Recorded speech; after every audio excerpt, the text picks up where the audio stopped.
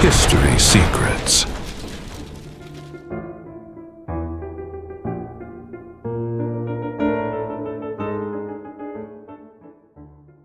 Nous vivons à une époque où les guerres sont diffusées en temps réel. Les images circulent sur les réseaux sociaux.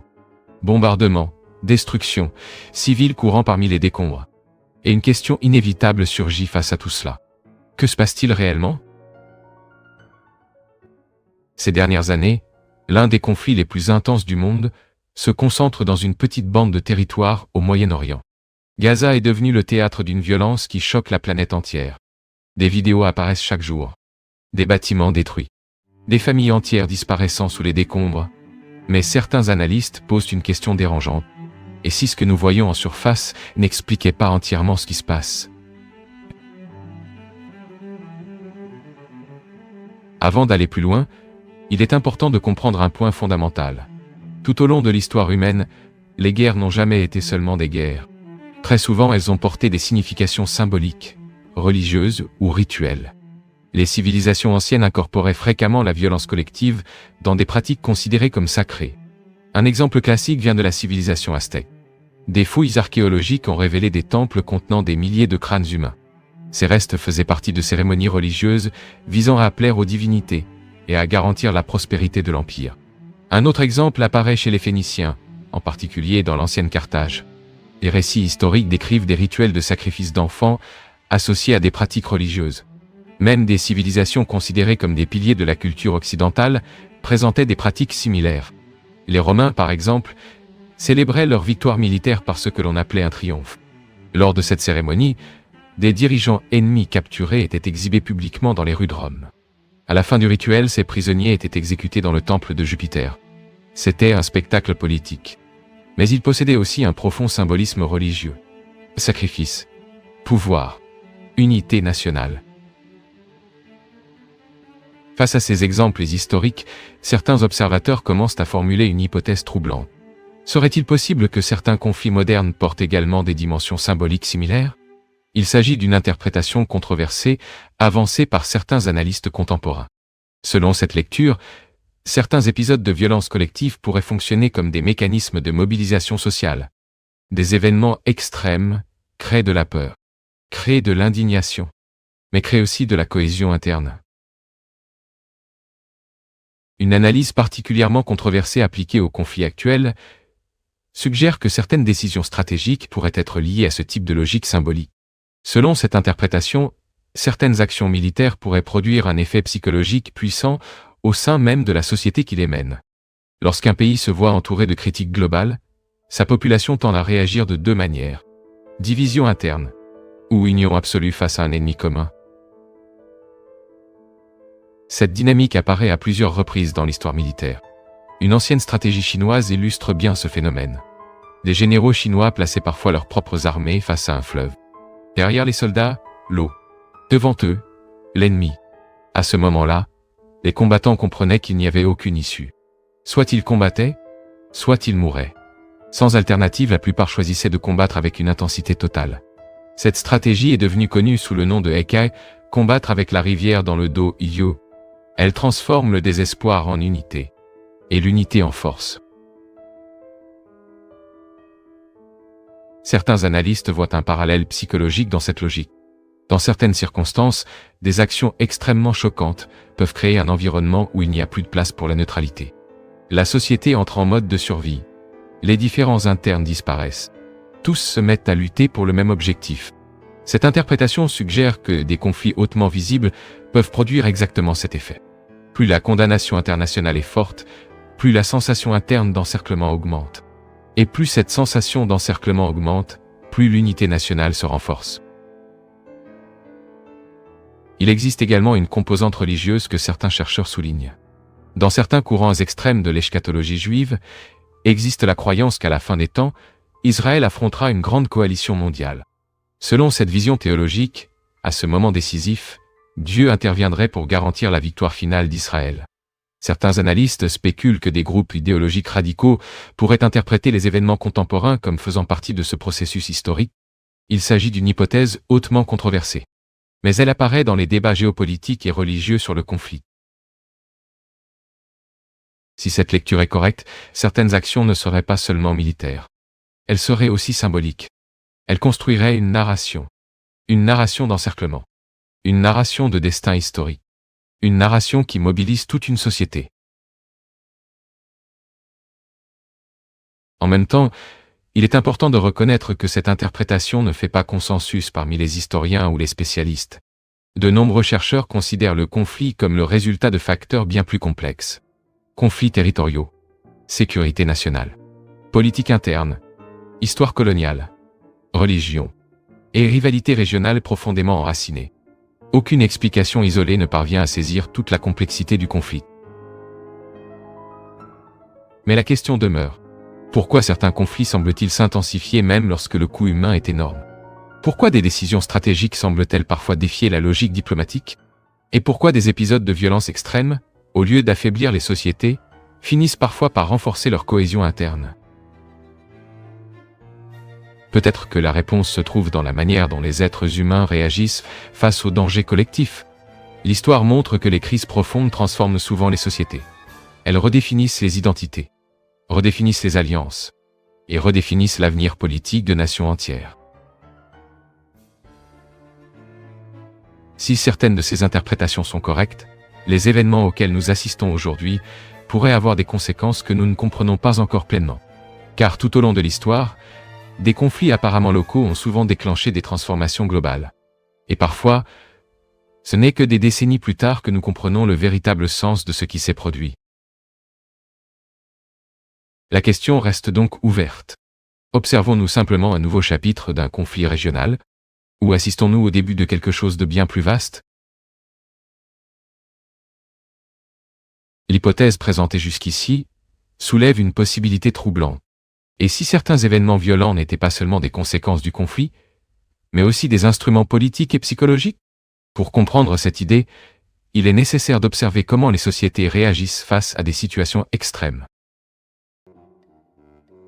Lorsqu'une communauté perçoit qu'elle est entourée d'ennemis, quelque chose de profond se produit en son sein. Les divisions internes commencent à disparaître. Les groupes politiques rivaux suspendent leurs conflits. Les critiques internes deviennent dangereuses. La priorité devient la survie collective. Ce phénomène est connu par de nombreux historiens comme l'effet de cohésion en situation de siège. Il apparaît à plusieurs reprises dans l'histoire. Pendant la Seconde Guerre mondiale, par exemple, des villes entières ont vécu sous des bombardements constants. Londres a été frappée à plusieurs reprises lors du Blitz allemand. Malgré la destruction massive, le résultat n'a pas été un effondrement social. Ce fut l'inverse. La population britannique est devenue encore plus unie. L'identité nationale s'est renforcée. La résistance a augmenté. Des situations similaires se sont produites dans d'autres guerres. Les bombardements, les sanctions et les menaces extérieures produisent souvent un effet inattendu. Au lieu de diviser la population, ils finissent par consolider le soutien interne au gouvernement. Même des gouvernements critiqués commencent à être perçus comme des défenseurs de la survie nationale. C'est l'un des paradoxes de la géopolitique. La pression extérieure peut renforcer ce qu'elle cherchait à affaiblir. Appliqué au contexte actuel du Moyen-Orient, certains analystes suggèrent que ce mécanisme psychologique pourrait être en action. Selon cette interprétation, plus l'hostilité internationale envers Israël est forte, plus la tendance à l'unité interne au sein de la société israélienne augmente. La logique est simple. Si le pays croit faire face à une menace existentielle, les divergences politiques deviennent secondaires. La survie collective domine alors le débat public. Mais il existe un deuxième élément dans cette interprétation, un élément encore plus perturbant. La visibilité. Nous vivons à une époque où chaque événement est enregistré par des caméras. Chaque explosion peut être filmée. Chaque attaque peut être partagée instantanément. Cela signifie que la guerre moderne ne se déroule pas seulement sur le champ de bataille. Elle se déroule aussi dans la sphère de la perception globale. Les narrations deviennent des armes. Les images deviennent des instruments politiques. Et l'opinion publique internationale commence à influencer les décisions stratégiques. Certains observateurs soutiennent que, dans certains cas, des actions extrêmement visibles peuvent servir à provoquer des réactions globales prévisibles. Indignation, protestation, condamnation internationale. Tout cela alimente une sensation de confrontation mondiale. Cette perception de confrontation peut renforcer des narrations historiques profondes au sein de certaines communautés. Narration de persécution, narration de survie, narration de destin collectif. Lorsque ces narrations sont activées, la mobilisation sociale peut atteindre des niveaux extraordinaires. Dans le cas spécifique d'Israël, la mémoire historique joue un rôle fondamental. Pendant des siècles, les communautés juives ont subi des persécutions dans différentes régions du monde. Cet héritage historique a profondément façonné l'identité nationale israélienne. L'idée de sécurité existentielle est devenue centrale. Pour de nombreux Israéliens, la survie de l'État est perçue comme une question absolue. Dans ce contexte psychologique, les menaces extérieures peuvent être perçues non seulement comme des défis politiques, mais comme des risques existentiels. Cela modifie complètement la manière dont les décisions sont interprétées, et modifie aussi la manière dont la population réagit. Un autre aspect soulevé par certains analystes concerne la radicalisation politique interne. Dans pratiquement tous les pays, les crises profondes tendent à renforcer les groupes idéologiques les plus extrêmes. En période de peur collective, les discours modérés perdent souvent du terrain. Des narrations plus dures gagnent en popularité. La politique se déplace. Le langage s'intensifie. Cette dynamique n'est propre à aucune nation. Elle apparaît dans de nombreux contextes historiques. Lorsque les sociétés entrent dans un état de mobilisation permanente, le débat public change. La priorité cesse d'être le consensus. La priorité devient la victoire. C'est pourquoi comprendre les conflits modernes exige d'observer plusieurs couches simultanément. Stratégie militaire, pressions internes, religion, mémoire historique, psychologie collective, et aussi la manière dont le conflit est perçu par le monde. La vérité est que les guerres sont rarement simples. Ce sont des systèmes complexes. Des systèmes où les décisions politiques, les croyances religieuses, les intérêts stratégiques et les émotions collectives s'entrelacent. C'est à ce point que des interprétations controversées commencent à émerger. Certains observateurs pensent que certains événements ne peuvent être compris qu'en les analysant à travers ces multiples couches. D'autres rejettent totalement ces interprétations et soutiennent que le conflit doit être expliqué par des facteurs politiques traditionnels. Peut-être que ces deux perspectives révèlent différentes parties d'une même réalité. L'histoire montre souvent que les conflits humains ont plus d'une cause, plus d'une narration, plus d'une interprétation. Ce qui rend le moment actuel particulièrement délicat, c'est la vitesse à laquelle les événements se déroulent. Des événements qui autrefois mettaient des mois à se diffuser, se répandent désormais dans le monde entier en quelques minutes. La guerre est devenue globale non seulement par son impact militaire, mais par son impact informationnel. Chaque nouvel événement génère des vagues de réactions dans le monde entier. Protestations, débats politiques, pressions diplomatiques, mouvements sociaux. Et ces réactions, à leur tour, alimentent le conflit lui-même, créant un cycle difficile à interrompre. S'il existe une leçon récurrente dans l'histoire des guerres, c'est celle-ci. Les conflits restent rarement confinés à l'endroit où ils ont commencé. Ils ont tendance à s'étendre, à entraîner de nouvelles forces, de nouveaux intérêts, de nouveaux acteurs. La question qui demeure est donc profondément dérangeante. Observons-nous simplement un nouveau chapitre d'un conflit régional prolongé? Ou sommes-nous face à un processus capable de redéfinir l'équilibre global dans les décennies à venir? Tout au long de l'histoire, des conflits apparemment locaux ont déjà déclenché des transformations globales. En 1914 par exemple, l'assassinat d'un archiduc à Sarajevo semblait être un événement régional. Mais en quelques semaines, des alliances militaires ont été activées.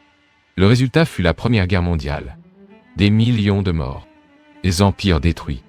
Une nouvelle carte politique pour la planète. Les événements historiques révèlent rarement immédiatement leur véritable dimension. Souvent, ce qui semble être un épisode isolé devient partie d'une chaîne beaucoup plus vaste d'événements. C'est pourquoi les analystes géopolitiques observent certains conflits avec autant d'attention. Ils recherchent des modèles, des connexions, des signes d'escalade. Dans le cas du Moyen-Orient, la complexité est encore plus grande.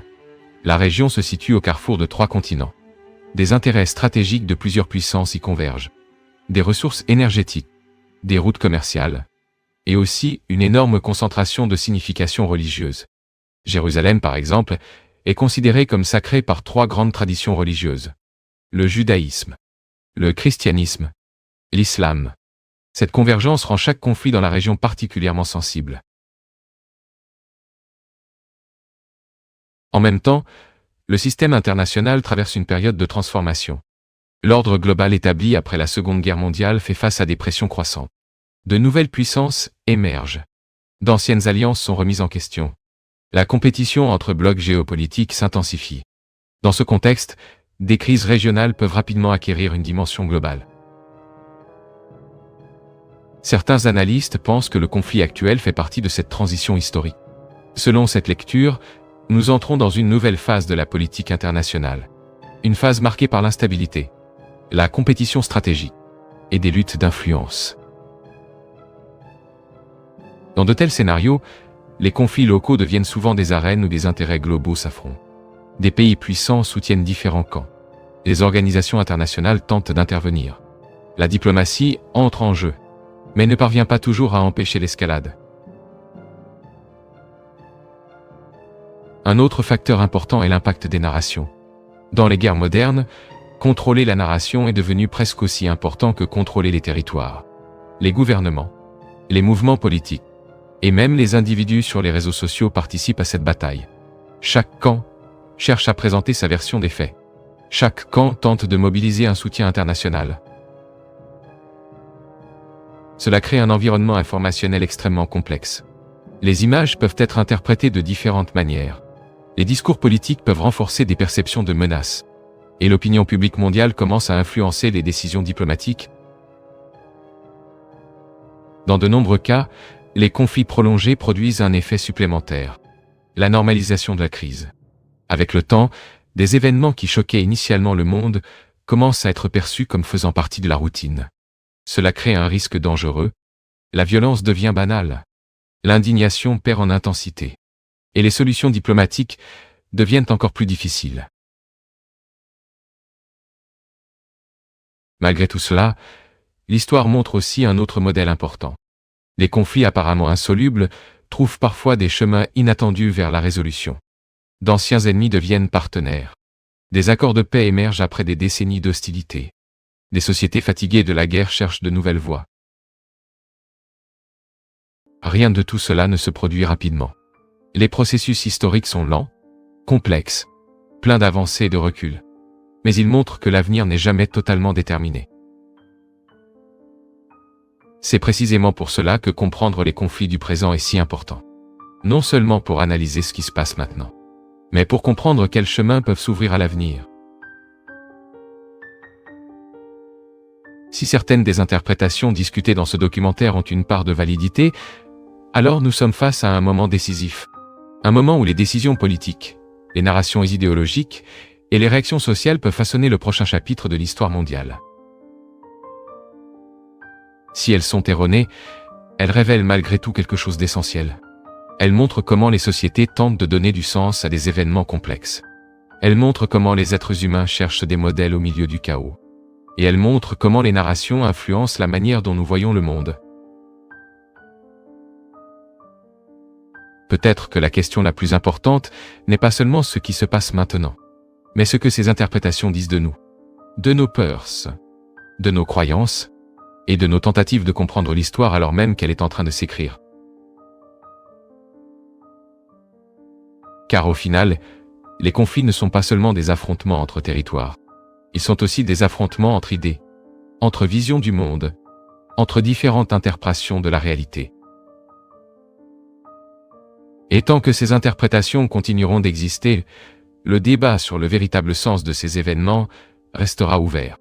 Peut-être pendant des décennies, peut-être pendant des générations. L'histoire n'est pas terminée. Et les prochains chapitres pourraient révéler bien plus que ce que nous imaginons.